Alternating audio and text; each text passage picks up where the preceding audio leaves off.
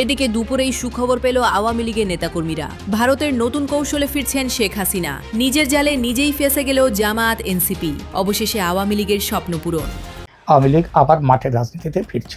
অধ্যাদেশ বাতিল, আওয়ামী লীগের উপর থেকে নিষেধাজ্ঞা বাতিল হয়ে যাবে। আরও বিভিন্ন সূত্র থেকে যে খবর পাওয়া যাচ্ছে, আওয়ামী লীগ সামনের 30 দিন, 11 তারিখের পরে সামনের মাসের 11 তারিখ, এপ্রিলের 11 তারিখ, তারপরে আওয়ামী লীগের উপর থেকে নিষেধাজ্ঞা উঠে যাচ্ছে।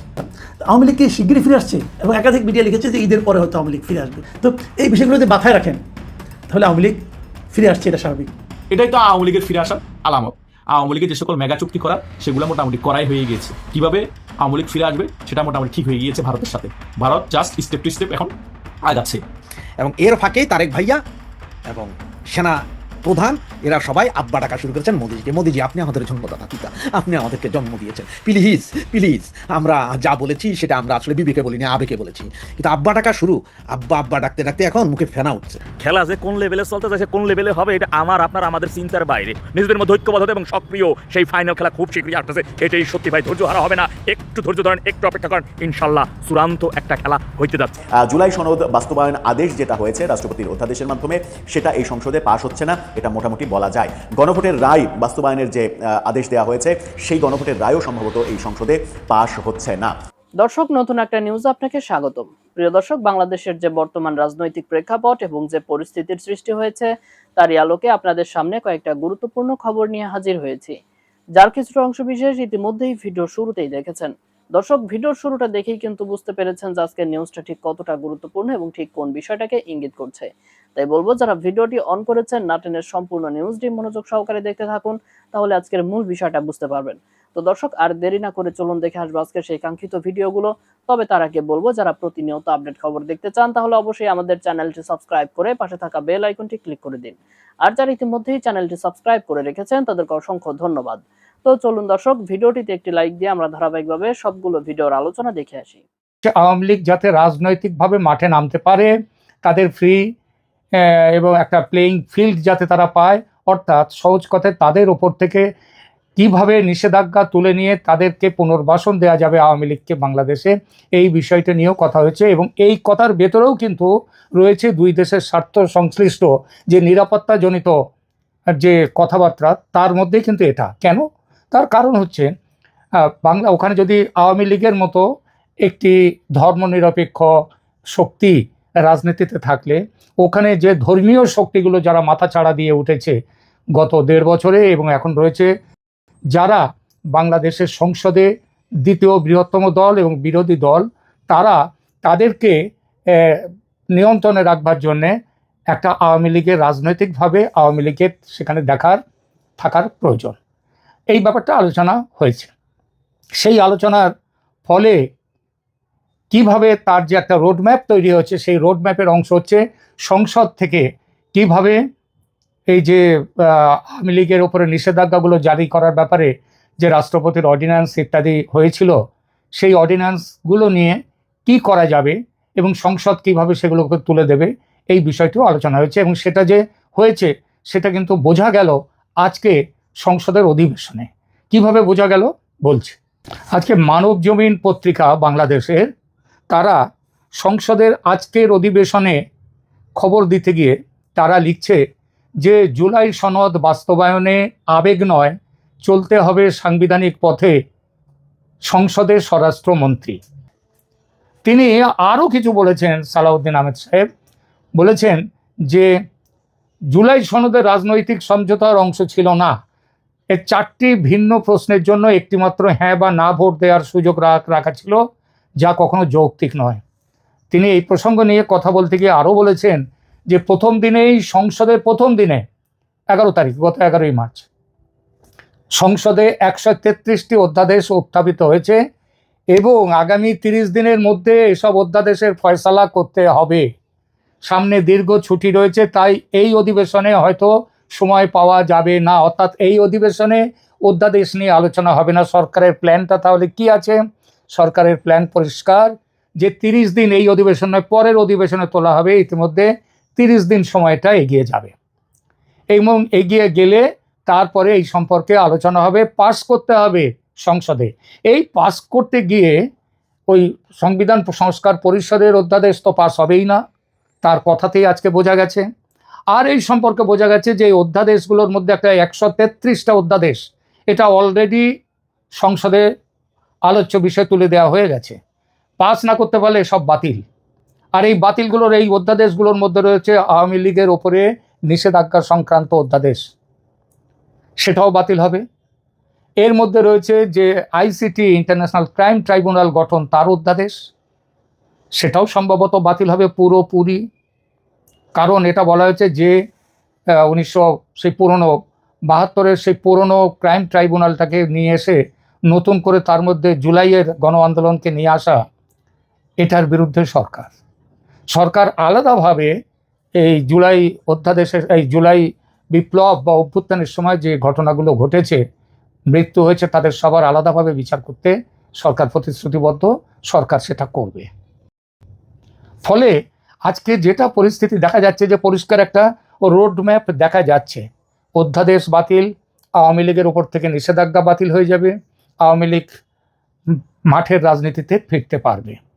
মনে হচ্ছে যে দিল্লিতে ডিজিএফআই বৈঠকের ইত্যাদিতে অন্যান্য আলোচনার মধ্যে, কারণ একটা জিনিস দেখুন, অজিত ডোভাল ভারতের নিরাপত্তা জাতীয় নিরাপত্তা উপদেষ্টা, তার সঙ্গেও মিটিং করেছেন ডিজিএফআই কর্তা বাংলাদেশের টোটাল রাজনৈতিক পরিস্থিতি নিয়ে আলোচনা হয়েছে, সেইটাই স্বাভাবিক। এর ফলে আমাদের যে খবর পাচ্ছি সমস্ত দিক দিয়ে, যেমন নয়াদিল্লির সাউথ ব্লক থেকে, তেমনি আরও বিভিন্ন সূত্র থেকে যে খবর পাওয়া যাচ্ছে, আওয়ামী লীগ সামনের 30 দিন, 11 তারিখের পরে সামনের মাসের 11 তারিখ, এপ্রিলের 11 তারিখ, তারপরে আওয়ামী লীগের উপর থেকে নিষেধাজ্ঞা উঠে যাচ্ছে, কারণ অধ্যাদেশ বাতিল হয়ে যাবে। আওয়ামী লীগের নিষেধাজ্ঞা সংক্রান্ত যে সমস্ত অধ্যাদেশ এসছে এবং আরও অন্যান্য ব্যাপারগুলো, আওয়ামী লীগ আবার তার মানে রাজনীতিতে চলে আসছে এপ্রিলেই। আর আমি গত কয়েকটি যে সংখ্যায় প্রতিবেদন করেছি তার মধ্যে বলেছি আওয়ামী লীগ নেতৃত্বের ভারত থেকে ফেরা, সেগুলো সামনের মাসের অর্থাৎ এপ্রিল মাসের মধ্যেই তাদের বড় অংশই তারা কিন্তু ভারত থেকে ফিরে আসবেন, দেশে ফিরে আসবেন। আওয়ামী লীগ আবার মাঠের রাজনীতিতে ফিরছে। যে মোদীকে জন্মদাতা পিতা ডাকা শুরু, তার কারণ হচ্ছে দেখেন ডিজিএফআই এর প্রধান, তিনি প্রধান নির্বাচিত হওয়ার পরে তিনি ভারতে গেলেন ট্রিটমেন্ট ভিসায়, চিকিৎসা ভিসায়। তিনি ভারতে গিয়ে সেখানে ভারতের বিভিন্ন গোয়েন্দা সংস্থার সাথে দেখা করেছেন, তাদের সাথে বৈঠক করেছেন, তাদের সাথে কথাবার্তা বলেছেন। আবার অনেকে এটাকে বলতে চাচ্ছে যে হাদি হত্যাকারীদেরকে ধরে আনার জন্য বা হাদি হত্যাকারীদের নিয়ে আসার জন্য, না ভাই, এটা ভুল কথা। তিনি গিয়েছেন ওখানে তেল মালিশ করতে, তিনি গিয়েছেন জুতা চাটতে। ডিজিএফআই প্রধান তিনি গিয়েছেন জুতা চাটতে, তিনি এমনি যাননি। তো হাদি হত্যাকারী যাদেরকে ধরা হয়েছে তারা কবে নাগাদ ফেরত আসবে তা জানি না। যেমন পরেশ বড়ুয়াকেই ফেরত দিতে 3.5-4 বছর লাগছিল, হাদি হত্যাকারীরা ফেরত দিতে 3.5-4 বছর লাগতে পারে। তার আগে তাদের আরও অনেক কিছু আছে যেগুলো বের করতে হবে।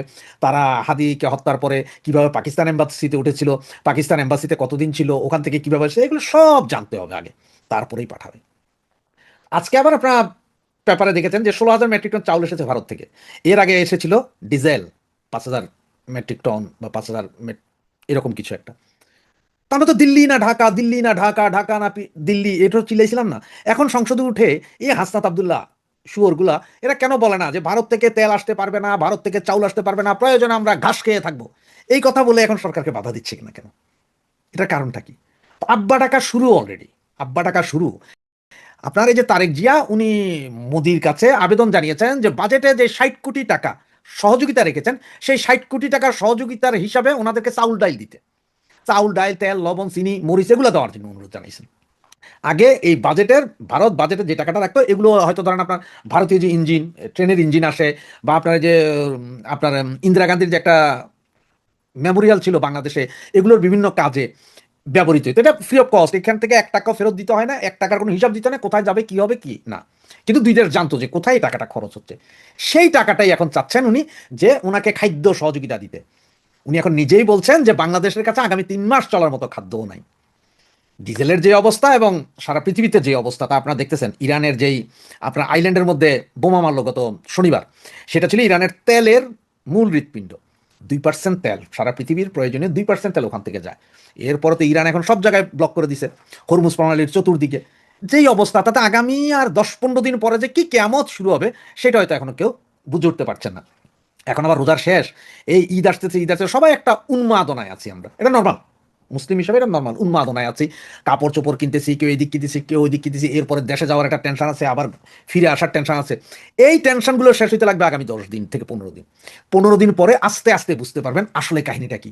কারণ এখনো তো ওই যে বললাম, রোজার তারাবি, মার্কেটিং, অমুক তমুক করতে যাই আমরা, সারা পৃথিবীর কোনো কিছুই খবর রাখছি না। এবং এর ফাঁকেই তারেক ভাইয়া এবং সেনা প্রধান এরা সবাই আব্বা ডাকা শুরু করেছেন মোদিজিকে। মোদিজি, আপনি আমাদের জন্মদাতা পিতা, আপনি আমাদেরকে জন্ম দিয়েছেন, প্লিজ প্লিজ আমরা যা বলেছি সেটা আমরা আসলে বিবেকে বলিনি, আবেগে বলেছি। ওই যে ঢাকা না দিল্লি, এগুলো আবেগে বলেছি, এগুলো আমরা মাপ চাই। আর দিল্লিও এখন বলেছেন যে ঠিক আছে, আপনাদেরকে সব কিছু করা হবে, তবে শর্ত হচ্ছে যে ওই অ্যাম্বাসিগুলোতে যারা আক্রমণ করেছে তাদেরকে আমাদের হাতে তুলে দিবেন, নাকি আমরাই যাই কিছু করে দিব, সেটা আপনারা ভাবেন, এগুলো দেন। বাকি আরও আছে, অনেক হিসাব কিতাব আছে। এই যে সামনে আপনার এই গঙ্গার পানি বন্টন চুক্তি আছে, আরও অভিন্ন 138টা নদীর পানি বন্টন চুক্তির বিষয় আছে, এগুলো সব কিছু নিয়ে আপনাদের বসতে হবে। আর এই বসাই আপনাদের জন্য কি কেয়ামত বয়ে আনছে তা দেখেন। কিন্তু আব্বা ডাকা শুরু, আব্বা আব্বা ডাকতে ডাকতে এখন মুখে ফেনা উঠছে, যার আরেকটা প্রমাণ হচ্ছে 16 মেট্রিক টন আজকের চাউল আসা। দেখেন না খাদ্যে কি হয়। তলে তলে অনেক খেলাই চলতেছে এবং বাংলাদেশ আওয়ামী লীগ আগের থেকেও অনেক বেশি সংগঠিত হয়ে গিয়েছে। এই সকল বিষয় ভালো করেই এই বিএনপি সরকার বুঝতে পারছে। বিএনপি সরকার এও বুঝতে পারছে ভারত থেকে এই বিএনপি সরকারকে কি পরিমাণ চাপ প্রয়োগ করা হচ্ছে আওয়ামী লীগের কার্যক্রম নিষেধাজ্ঞা তুলে নেওয়ার জন্য এবং আওয়ামী লীগকে বাংলাদেশের রাজনীতিতে স্পেস দেওয়ার জন্য। এই সকল বিষয় বুঝতে পেরে এবং আগামী 26শে মার্চকে কেন্দ্র করে বিএনপি সরকার একটি ক্লিন হার্ট অপারেশনের প্ল্যানিং করেছে। এখন অনেকেই আমাকে প্রশ্ন করছে যে ভাইয়া, এতই যদি তলে তলে চুক্তি হয়ে যায়, ভারত যদি এতই কূটনৈতিক প্রেসার দেয় এই বিএনপি সরকারকে, তাহলে বিএনপি 26শে মার্চকে ঘিরে এত ভয় পাচ্ছে কেন এবং সন্ত্রাসীদেরকে গ্রেপ্তার করার নাম করে অপারেশন ক্লিন হার্ট করে আওয়ামী লীগের চিহ্নিত অ্যাক্টিভ কর্মীদেরকে গ্রেপ্তার করতে যাচ্ছে কেন? আপনাদেরকে আজকে সেই সকল বিষয় নিয়েই একটা ক্লিয়ার আলোচনা করব এবং কোথায় থেকে আওয়ামী লীগ এত শক্তি সঞ্চয় করছে এবং আওয়ামী লীগকে কূটনীতিকভাবে কি কি সাপোর্ট দিচ্ছে ভারত, এবং ভারত কি পরিমাণ প্রেসার রেখেছে এই বিএনপি সরকারকে, সে সকল বিষয় একেবারে এই আলোচনা ক্লিয়ার হয়ে যাবেন। সেই কারণে আপনাদেরকে শেষ পর্যন্ত ভিডিওটি দেখতে হবে। আপনাদেরকে প্রথমে মাথায় রাখতে হবে, বিএনপি যতই কূটনীতিক প্রেসার ফেস করুক, যতই আওয়ামী লীগ সংগঠিত হোক, যতই বহির্বিশ্বের প্রেসার আসুক বিএনপি সরকারের উপর, বিএনপি সবসময় একটা জিনিস মাথায় রাখে, আমাদের রাজনৈতিক প্রধান প্রতিপক্ষ হচ্ছে বাংলাদেশ আওয়ামী লীগ। আওয়ামী লীগও সেম জিনিসটা মাথায় রাখে যে আমাদের রাজনৈতিক প্রধান প্রতিপক্ষ হচ্ছে বিএনপি। জামাত এবং এনসিপি হচ্ছে ছাগলের 10 নাম্বার বাচ্চা। তাদেরকে নিয়ে আমরা আলোচনা করতে পারি, কিন্তু মাঠের রাজনীতিতে এবং ভোটের রাজনীতিতে তারা কোনো ফ্যাক্ট না। বাংলাদেশের রাজনৈতিক দল হচ্ছে দুইটা, আওয়ামী লীগ এবং বিএনপি। আওয়ামী লীগও যখন ক্ষমতায় ছিল, যখন নির্বাচন কাছাকাছি আসতো এবং বিএনপি সংগঠিত হয়ে রাজপথে নামবে এরকম মনোভাব তৈরি হতো, তখন কিন্তু আওয়ামী লীগও এরকম অনেক অপারেশন করেছে। তখন কি আওয়ামী লীগের উপর কূটনীতিক প্রেসার ছিল না বহির্বিশ্ব থেকে? অবশ্যই ছিল, আরো বেশি ছিল। আমেরিকার পক্ষ থেকে কি পরিমাণ প্রেসার রেখেছিল এই শেখ হাসিনা সরকারকে আপনারা কল্পনা করতে পারবেন না। তারপরেও তো এত প্রেসার ফেস করার পরেও তারা অপারেশন করে বিএনপি নেতাকর্মীদেরকে গ্রেপ্তার করা হতো এবং কোণঠাসা করে রাখা হতো। সেম এখনো একই প্যাটার্নে বিএনপি হয়তোবা আওয়ামী লীগের কার্যক্রম নিষেধাজ্ঞা যেটা আছে সেটা তুলে ফেলবে এবং আওয়ামী লীগকে রাজনীতি করতে দিবে, সেটাও কিন্তু ভারতকে বলবে এবং সে সত্ত্বেও রাজি হবে। রাজি হওয়ার পরেও তারা এই যে অপারেশন ক্লিন হার্ট যে অপারেশনটা করবে, দেশের মধ্যে যে গুম খুন চাঁদাবাজি বেড়ে গিয়েছে, এটার জন্য সেটার নাম করে আওয়ামী লীগকে আবার কোণঠাসা করে দেওয়া হবে। 26শে মার্চের আগে কোণঠাসা করে দিয়ে আবার নিরীহ কিছু কর্মীদেরকে গ্রেপ্তার করা হবে, যাতে 26শে মার্চ তারা সংগঠিত হয়ে কোনো প্রোগ্রাম করে দেখাতে না পারে এবং পরবর্তীতে তারা খুব তাড়াতাড়ি সংগঠিত রাজপথে ফিরতে না পারে। এটাই বাংলাদেশের রাজনীতির কালচার, যে সরকার দলে থাকবে, যে বিরোধী দলে থাকবে, সে সংগঠিত রাজপথে তার প্রভাব যাতে বিস্তার করতে না পারে, তাদেরকে দমিয়ে রাখতে হবে। যতই কূটনীতিক ভাবে প্রেসার ফেস করুক, যতই সত্য দিয়ে তারা সকল কিছু মেনে নেয়, কিন্তু ভিতরগতভাবে কাজ ওইটাই করবে যেটা বাংলাদেশে হয়ে আসছে। সো আপনারা যে জিনিসটা আমি বলতেছি আপনারা বোঝার চেষ্টা করুন, আপনারা ভুল বুঝবেন না। ভারত ঠিকই এই বিএনপি সরকারকে কূটনীতিকভাবে অনেক প্রেসার রেখেছে আওয়ামী লীগের ব্যাপার নিয়ে। আওয়ামী লীগও ঠিকই সংগঠিত রাজপথে নামার জন্য অনেক চেষ্টা করছে আগের থেকে শক্তিশালী রূপে, কিন্তু হাজার হলো গণঅভ্যুত্থানের মাধ্যমে পতন হয়েছে। সো আগের রূপে নামা খুব ইজি হবে না। আর প্রশাসনও আমাদের পাশে নেই, এটা আমাদের বুঝতে হবে। প্রশাসন নেই, আরেক দিক দিয়ে আমরা সংগঠিত অবস্থায় নেই, তৃতীয়ত আমাদের সিনিয়র পর্যায়ের অনেক নেতা বিদেশে বসে আছে। সো এত সমস্যা থাকার পরেও আমরা যে এখন কূটনীতিকভাবে ভারতের সহযোগিতা পাচ্ছি, রাষ্ট্রীয় আমাদেরকে সমর্থন করছে এবং আওয়ামী লীগ বিভিন্ন জায়গায় এখন সংগঠিত বিভিন্ন ইফতার মাহফিল, বিভিন্ন ছোটখাটো প্রোগ্রাম করছে, এটাই কম কিসের? এটাই তো আওয়ামী লীগের ফিরে আসার আলামত। তাই হতাশ হওয়ার কিছু নেই। আওয়ামী লীগের যে সকল মেগা চুক্তি করার সেগুলো মোটামুটি করাই হয়ে গিয়েছে। কিভাবে আওয়ামী লীগ ফিরে আসবে সেটা মোটামুটি ঠিক হয়ে গিয়েছে ভারতের সাথে। Bharat just step to step এখন আগাচ্ছে। হুট করে দেখবেন যে একদিন বাংলাদেশে গণবিস্ফোরণ হয়ে গিয়েছে, গণবিস্ফোরণ ফলে আওয়ামী লীগ রাজপথে নেমে রাজপথ দখল হয়ে গিয়েছে। সেম শেখ হাসিনা পতনের 1 মাস আগে যেভাবে বাংলাদেশে গণবিস্ফোরণ হয়ে গেছে, শেখ হাসিনা কল্পনা করতে পারে না তার পতন হবে। ঠিকই ধামধাম 1 মাসের ভিতরে সকল কিছু পরিবর্তন হয়ে গিয়েছে। সেনাবাহিনী পোল্টি খেয়েছে, পুলিশ নিউট্রাল করে দেওয়া হয়েছে, জনগণ রাজপথে নেমেছে, বিএনপি, জামাত, এনসিপি এবং তখন এনসিপি ছিল না, সকল এনসিপি টোকাইগুলো সমন্বয়গুলো রাজপথে নেমে মোটামুটি ক্যাপচার করে ফেলেছিল সারা বাংলাদেশে আর্মির সমর্থনে। সেম একই রকম বাংলাদেশও ঘটবে যদি আওয়ামী লীগকে একেবারে কোণঠাসা রাখা হয়, যদি ভারত কূটনীতিকে এত প্রেশার দেওয়ার পর, ভারতের সাথে সকল শর্ত মেনে নেওয়ার পর আওয়ামী লীগকে রাজনীতিতে ফিরতে দেওয়া না হয় এবং নিষেধাজ্ঞা না তোলে, কি থেকে কি হয়ে যাবে বিএনপি কল্পনা করতে পারবে না। যতই আমেরিকা পাকিস্তান মডেলে আর্মিকে এখনো ব্যারাকে ফিরিয়ে না পাঠিয়ে এই বিএনপি সরকারকে সমর্থন দেওয়ার জন্য বলা হয়েছে এবং এনসিপি এবং জামাতকে বিরোধী দলের থেকে একটি মামুবাইনা সংসদ চালানো হচ্ছে, যতই কিছু করানো হোক কোনো লাভ হবে না। ভারত বাংলাদেশের পার্শ্ববর্তী একটা দেশ, ভারতের পেটের ভিতরে বাংলাদেশ। ভারত এত কিছু জানার পরও, এত সিকিউরিটি দেওয়ার পরও, এত তথ্য থাকার পরেও তারপরও শেখ হাসিনাকে 16 বছরের বেশি ক্ষমতা রাখতে পারে নাই। সে আমেরিকা কোথায় থেকে মেটিকুলাস ডিজাইনের মাধ্যমে, সিএ এর মাধ্যমে, ডিপ স্টেটের মাধ্যমে, টাকা ফান্ডিং এর মাধ্যমে ঠিকই শেখ হাসিনা পতন ঘটিয়েছে। সো ভারত কি বাংলাদেশে চাইলে বিএনপি রেজিম চেঞ্জ করতে পারবে না? ধরে নিলাম 5 বছরের আগে চেঞ্জ হলো না, 5 বছর পরে যে নির্বাচন হবে সেই নির্বাচনে কি চেঞ্জ করতে পারবে না? অবশ্যই পারবে। ভারতের র কিন্তু কম না, ভারত চাইলে অনেক কিছু পারে। ভারত শুধু এখন গায়ে জোর দেখাচ্ছে না, মাথা দিয়ে খেলছে চাণক্য নীতির রাজনীতি। আস্তে আস্তে করে স্লো পয়জনের মতো বিএনপি সরকারের সাথে সম্পর্ক ভালো রাখবে, সকল কিছু থাকবে, সকল কিছুই ঠিক রাখবে, আবার আওয়ামী লীগ রাজনীতি ফিরে আনবে এবং সিস্টেমেটিক ভাবে সকল কিছু যখন গুছিয়ে নেওয়া হবে তখনই মেন দাবা চালটা দিবে ভারত, আর তখনই বাজিমাত করবে, আর তখনই আওয়ামী লীগ ফিরে আসবে, তখনই আওয়ামী লীগ ক্ষমতায় আবার বসবে। সেম 2009 সালের মতো। তখন তো বিএনপি আরো বেশি শক্তিশালী ছিল। 2001 সালে যখন ক্ষমতায় ছিল, কত জনপ্রিয়তা নিয়ে বিএনপি সরকার গঠন করেছিল। জামাতও বিএনপির সাথে জোটে ছিল, জামাতের 2 জন মন্ত্রীও ছিল। তবুও আওয়ামী লীগ যখন সংগঠিত রাজপথে নেমেছে, ভারতেরও কূটনৈতিক সমর্থন ছিল, বহির্বিশ্বের সমর্থন ছিল, দমাতে পারে না সে আওয়ামী লীগকে, বাধ্য হয়েছে খালেদা পদত্যাগ করতে। পরে তো সেনাবাহিনী ক্ষমতা নিয়ে নেই, 1-11 বলা হয় এটাকে। তো তারপরে তো যখন নির্বাচন হয়েছে, সেই নির্বাচন আওয়ামী লীগ বিপুল সংখ্যক আসন পেয়ে আবার ক্ষমতায় এসেছে। ক্ষমতা আসার পরে 16 বছর দেশ শাসন করেছে। ভুলে গিয়েছেন? সেম একই প্যাটার্ন আগামীতে করতে যাচ্ছে। হয়তো 5 বছর বিএনপি ক্ষমতায় থাকবে, এরকম অপারেশন ক্লিন হার্ট করে আওয়ামী লীগকে দমন নিপীড়ন করে, আওয়ামী লীগের নিরীহ মানুষকে গ্রেপ্তার করে, জামিন না দিয়ে, আওয়ামী লীগের সিনিয়র পর্যায়ের নেতাদেরকে এবং আওয়ামী লীগের শীর্ষ পর্যায়ের নেতাদেরকে দেশে আসতে না দিয়ে অনেক কিছুই করবে 5 বছরে। জনগণের 5 বছরে অনেক কিছু বুঝতে পারবে যে আওয়ামী লীগ সরকার ভালো ছিল না, বিএনপি সরকার এখন ভালো। আওয়ামী লীগ দেশের জন্য কি করেছে, এরা কি করতে পেরেছে। অটোমেটিক্যালি ভাবে আওয়ামী লীগ নামানো লাগবে না, জনগণ অটোমেটিক্যালি নামবে। আওয়ামী লীগ কোনো মেটিকুলাস ডিজাইন করা লাগবে না, জনগণ নিজেরাই বাধ্য হয়ে দেয়ালে পিঠ থেকে যাবে, জনগণ নামবে, সেই জনগণের পিছিয়ে আওয়ামী লীগ পরে নামবে। কথা বুঝেন নাই? দেখিয়ে না, আমি বলতেছি তো এটা হবে।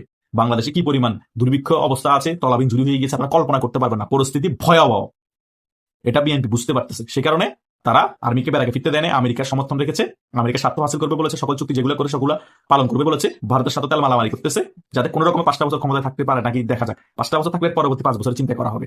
এইভাবেই তারা এখন আগাচ্ছে। সো আওয়ামী লীগের কোনটা বেশি দিন করে রাখতে পারবে না, তারা 10, 15, 20 বছর 2042 পর্যন্ত ক্ষমতায় থাকবে যে চিন্তায় আছে সেটাও পারবে না, বরং আওয়ামী লীগের থেকেও ভয়াবহ পরিস্থিতি তাদের বরণ করতে হবে এই চিন্তাধারার কারণে। তো দর্শক, দেখলেন আজকের সবগুলো ভিডিও। আর এই ভিডিওগুলো সম্পর্কিত যদি কোনো তথ্য বা মতামত থাকে তাহলে তো অবশ্যই কমেন্ট করে জানিয়ে দিন। এতক্ষণ সাথে থাকার জন্য ধন্যবাদ। নিউজটি শেষ করছে এখানেই, ফিরছে আগামী ভিডিওতে নতুন কোনো টপিক নিয়ে। আল্লাহ হাফেজ।